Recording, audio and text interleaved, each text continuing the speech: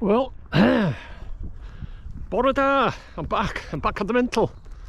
Now then, the Mental was opened in 1848, and one of its many names, it's been renamed quite a few times, and one of its names was the North Wales Lunatic Asylum.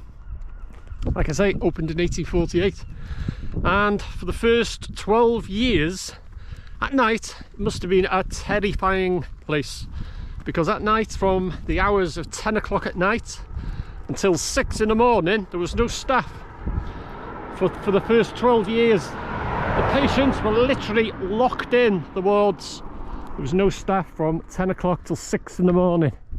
And in those days, if you were illiterate, just because you couldn't read or write, or just slightly backward, you were a lunatic, and that was it. You'd be put in an asylum. So can you imagine being there at night, locked in? Originally it was lit with candles and oil lamps, and the heating was just by coal fires. But like I say, you'd be in there just because you couldn't read or write. You'd be amongst, you know, genuine, shall I say, lunatics. They'd be having epileptic fits, because in those days, if you suffered from epilepsy, you were a lunatic. So they'd be fitting, there'd be suicidal patients in there, they'd be screaming, shouting, and you'd be in there just because you couldn't read or write. So that's the first 12 years, from 1848 to 1860. There was no staff from 10 o'clock until 6 in the morning. So it must have been absolutely terrifying place at night. In the dark, the screams and the shouting, and like I say, epileptic fits.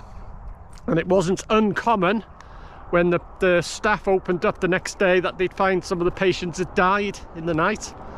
They're literally locked in overnight.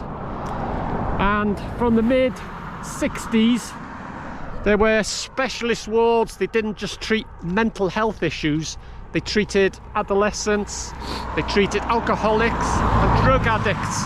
They had specialist wards. And so, like I say, for the first 12 years, from 1848 until 1860, from 10 o'clock at night until 6 in the morning, it must have been absolutely terrifying.